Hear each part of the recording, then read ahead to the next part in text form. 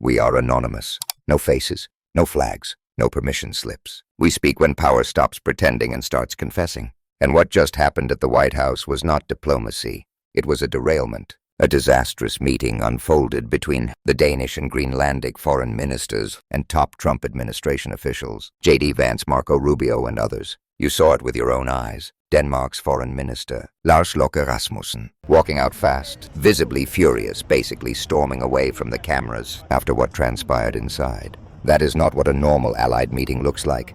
That is what a crisis looks like. Rasmussen spoke to the press after the meeting, and he did not hide the reality. He said it was clear the Trump regime wants to conquer Greenland, and they had no real interest in compromise. He said they kept talking about conquering Greenland, conquering Denmark, going to war, invading, and Denmark views that as unacceptable. Then Rasmussen laid out the blunt truth. He said it is not solved. It is not solved at all. He said they tried, and he honestly did not believe it would even be possible, but they did not manage to change the American position. He said it is clear the president has this wish of conquering Greenland.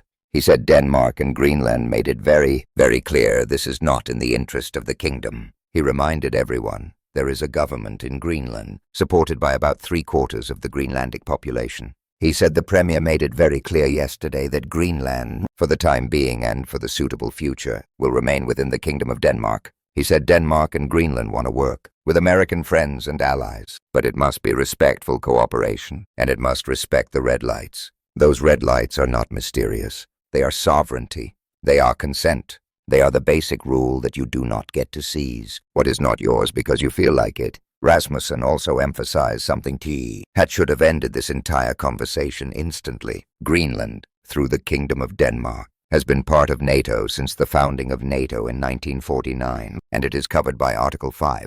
That means Greenland is not some free-floating prize sitting outside the Western Alliance. It is inside it, protected by it. And while Rasmussen was trying to hold the line with words, Europe started responding with actions. Reports and statements described Germany deploying troops into Greenland. Sweden's prime minister announced that several officers from the Swedish armed forces would arrive in Greenland on Wednesday at Denmark's request to support military and security operations on the territory and in the northern Atlantic under an operation described as Operation Arctic Endurance. Denmark began deploying more special forces and heavy military equipment to Greenland, building defensive positions and logistical infrastructure ahead of a larger Danish army presence, explicitly in response to United States threats of invasion, coordinated with Germany, France, Sweden, and others within the European Union. Let that land. Europe is not preparing for a Russian invasion in this story. Europe is preparing for the possibility that Trump's America becomes the aggressor.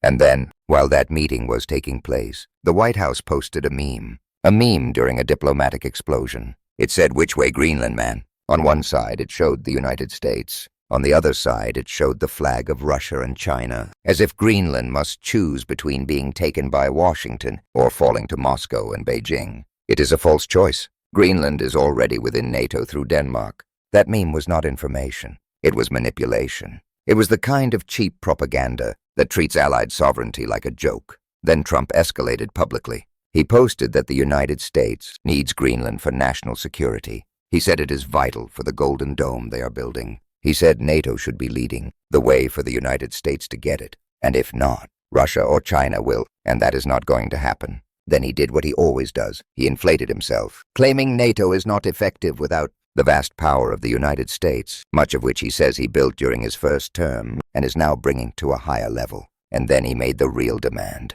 He said NATO becomes more formidable, with Greenland in the hands of the United States, and anything less than that is unacceptable. That is not an alliance statement. That is a threat wrapped in ego. Greenland is not made safer because Trump claims ownership. It is made less safe because he turns allies into targets.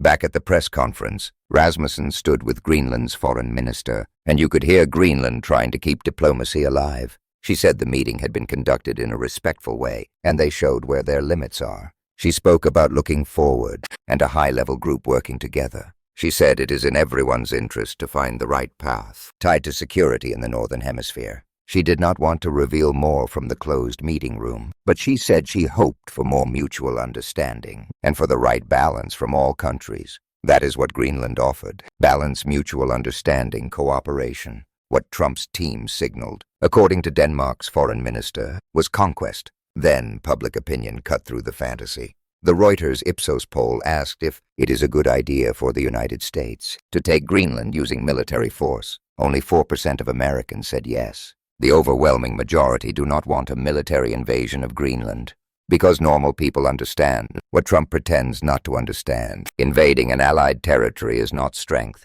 it is insanity. And by accounts described in the original story, the meeting broke apart quickly, abruptly ended. Essentially a fight between Greenland, Denmark, and the United States. The portrayal was Vance and Rubio pushing a conquering posture, while allies drew red lines. And while that was happening, Trump was doing something else entirely. He was holding a press conference in the Oval Office about milk, about how more people need to drink milk. Cameras captured him looking like he was drifting, even falling asleep during the event. Then he asked whether milk helps cognitive abilities.